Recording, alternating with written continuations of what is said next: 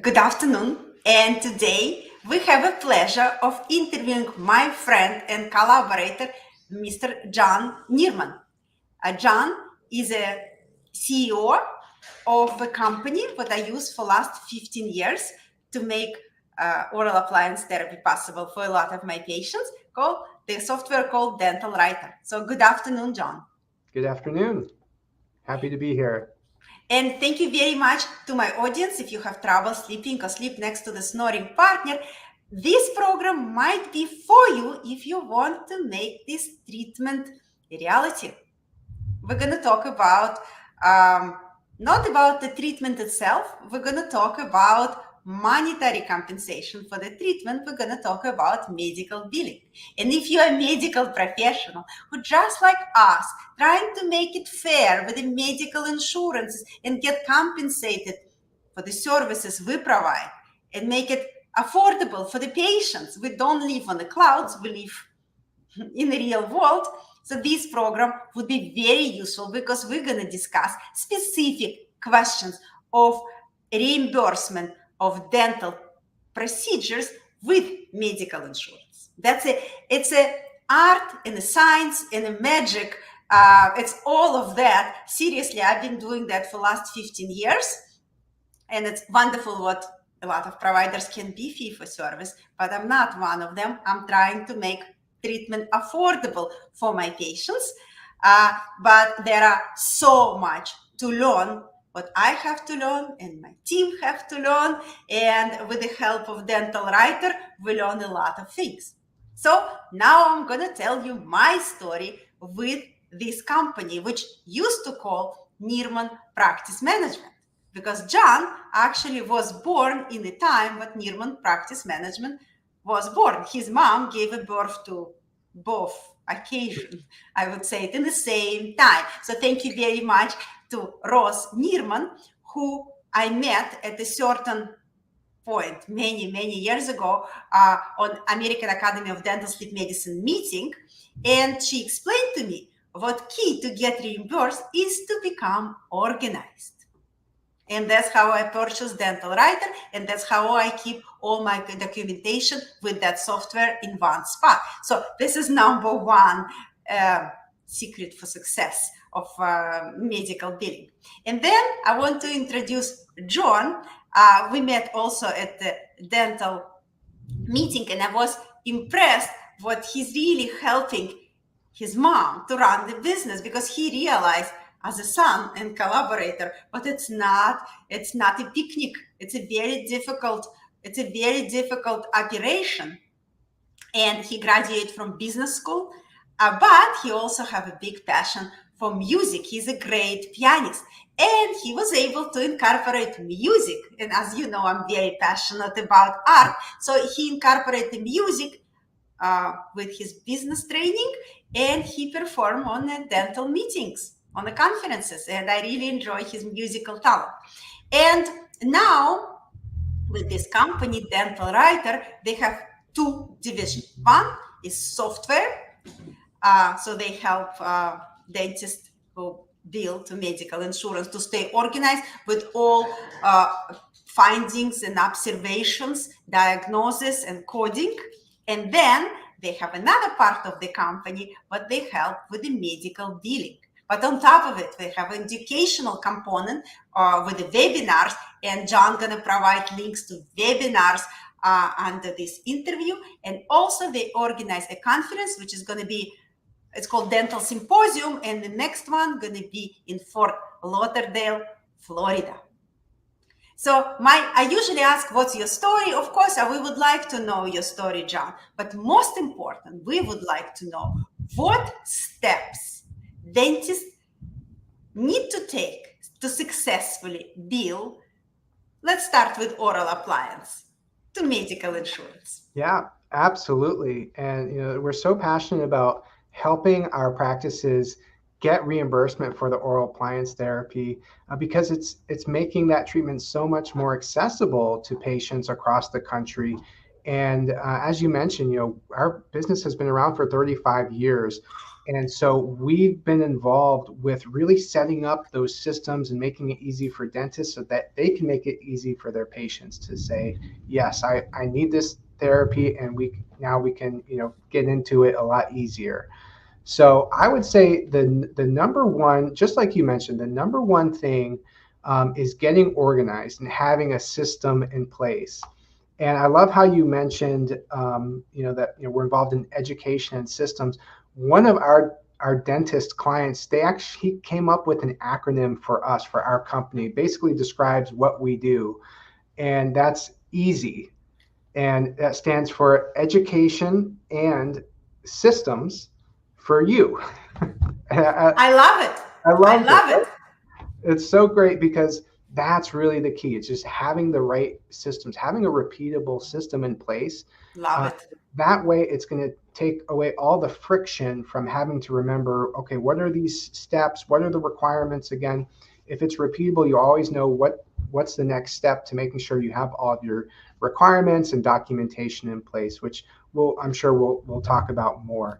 And then the education too, just empowering the team members, especially to know what are the requirements for oral appliance therapy, medical reimbursement, and just getting immersed in the industry and what are the latest policies out there, what are the trends, and that really makes the difference to have your team engaged and educated.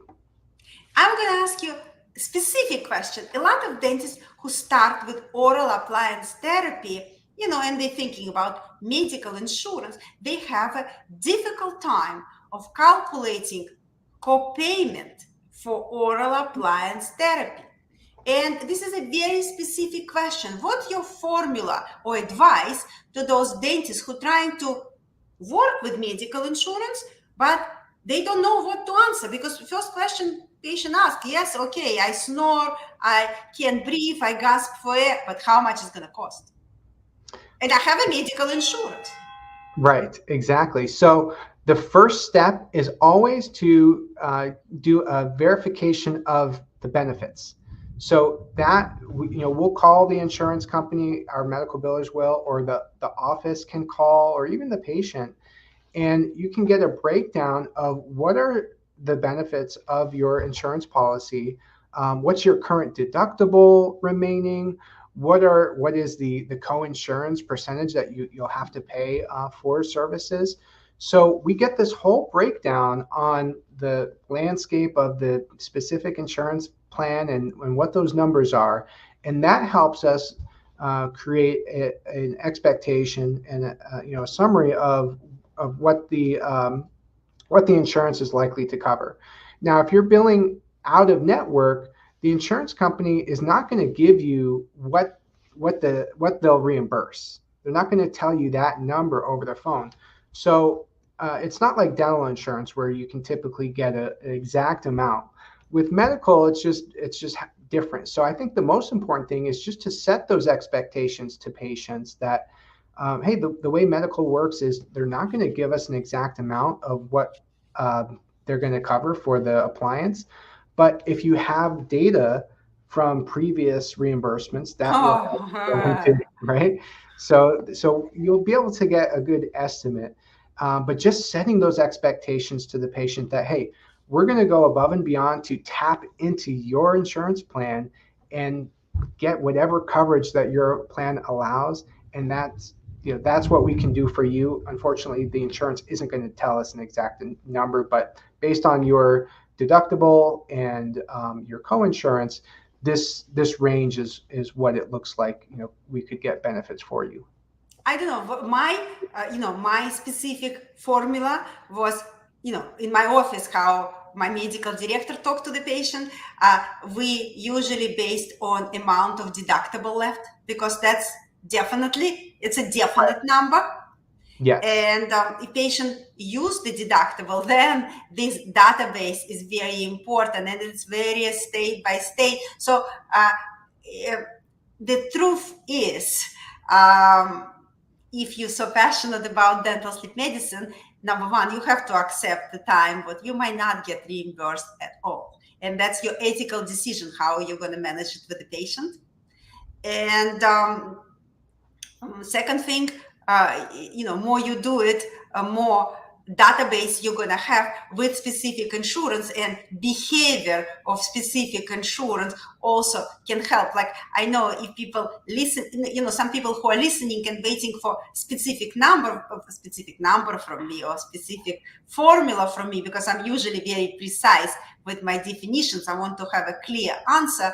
In this one, I would say deductible. It's a specific number. Yes, absolutely. Yep. But second question, a lot of dentists are very curious if long-term appointments can be billed to medical insurance. AM positioner can be billed to medical insurance, as well as X-ray we take can be billed to medical insurance. And over my 15 years, and I work with several medical billing, and of course, dental writer is, like above all of them, because you have that much of experience. I still don't have a clear answer on that.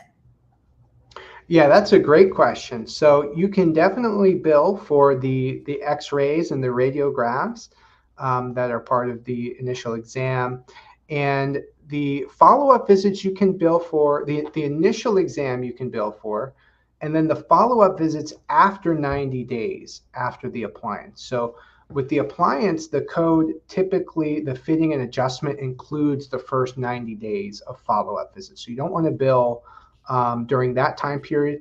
But after that, then you can bill for the evaluation and management codes, the exam, the follow-up visits. And that really goes a long way, because there's a lot of care involved in this therapy and a lot of follow-up care. So I think it is important that practices are maximizing their time and their reimbursement. They're getting compensated for that, and that is available under most insurance policies. So the other question was the AM aligners. I actually don't recommend billing for those. I consider that kind of part of the initial treatment. We are seeing some advice, some companies recommending certain codes for that I don't agree with, and they're so I just recommend staying away from that, kind of bundling that into the initial treatment, but certainly bill for your initial exam, your radiographs, and your follow-up visits. So radiographs, a lot of people take 3D X-ray. You recommend divided this X-ray into the different categories, like panoramic, Ceph, Yes, TMJ. exactly. And billing under those codes, because a lot of the insurance policies actually don't have coverage for the CT scan or CBCT code, but they'll have coverage for the views, like the Panorex or Ceph. Yeah, no, that's very valuable. Now, I would like to ask you that, the questions what, really exciting questions for a lot of patients and the dentist about temporomandibular joint disorder. According to recent studies, 70% of US population at certain point of their life suffer from TMJ disorder. And it's very frustrating condition, and there are a lot of treatment strategies. So how, your company or in general medical billing work with TMJ, and what are success tips for success with the medical billing for TMJ? We are really passionate about TMJ coverage and reimbursement. That's actually how our company started. It was because it was 35 years ago. This was before a time that the sleep apnea appliances were really a thing, and there certainly wasn't medical coverage for that, but there was for TMJ therapy and the appliances and all the different treatment and exams as part of that. So that's the initial system that we created, was to help dentists streamline their reimbursement, medical reimbursement for TMJ treatment. And to this day, there's still a lot of really good coverage. It does depend on your state. Some states are better than others. In fact, Which one? Which one? New York is pretty good. New Jersey's decent. There's 35 or so states that have TMJ mandates as part of the health coverage that says that TMJ services must be covered under their benchmark policies. So that really helped to open the door for these policies to ensure that there's TMJ coverage. And as part of that, the TMJ appliances, we're seeing relatively good coverage. And you have to be a little creative with, or strategic, I'd say, with ensuring that you get coverage. And one of the most important things is the diagnosis when it comes to TMJ. So what we find really helpful when you have the diagnosis is to have at least two diagnosis codes. And I think that's where a lot of practices will fail. They'll try and they'll get a denied claim, but if you look into what was the diagnosis, and maybe they just had a TMJ disorder diagnosis, but they didn't have a pain or a symptom or a condition code. So That's a super valuable advice. right. So the big thing with medical insurance is you have to show medical necessity. So the way that we do that, you really have to build up the case, and it's all through the diagnosis codes. That's what's telling the story, and that's what's going to show medical necessity. So you want to combine your TMJ disorder code with a pain. There's myalgia codes that are really effective and really help to tell the story and the diagnosis of the patient. There's headache codes and jaw pain codes that we all we like to use and recommend if that's what the patient's diagnosis is. But that can really make the difference, is those diagnosis codes. This is so valuable, and I'm sure a lot of people, can get treated and not suffer as much with TMJ if they can get this treatment covered. But my question to you, based on that, some doctors, they don't want to deal with the medical insurance. Can patient take initiative and submit their own claims? Yes, they can. Patients can absolutely submit their own medical claims. And a lot of our clients, especially on the TMJ and oral facial pain side, that's how they have structured their practice.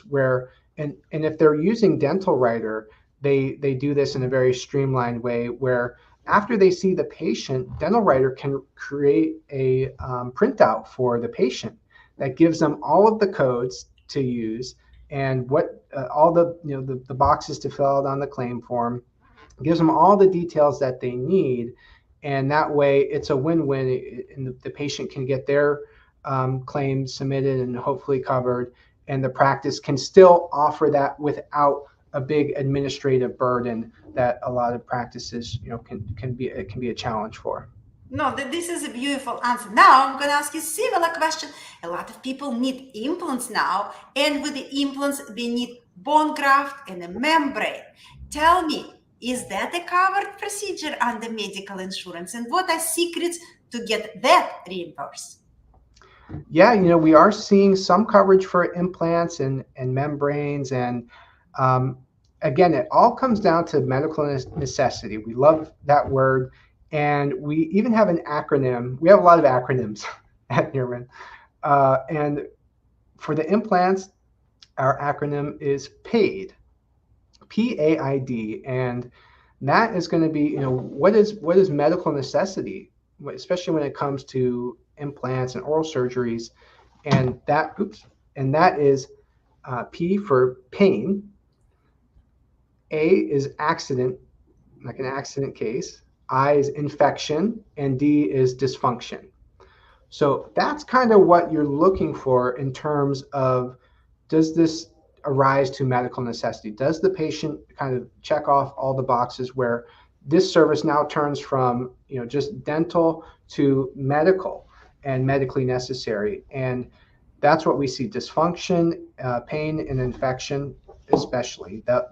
And how many cases do we come across where the patient does present with that, and that they have difficulty chewing, swallowing? They can't, their diet is limited to semi solid foods, and it's causing them a lot of problems in addition to the infection and pain that they're experiencing. So we want to get that all documented and attach that to the right diagnosis codes again, and start with a pre-authorization and document our case and show that this is medically necessary, and see what the insurance comes back with, if it's going to approve the case or not. So it's a little more hit or miss, but it all starts with really good documentation and diagnosis.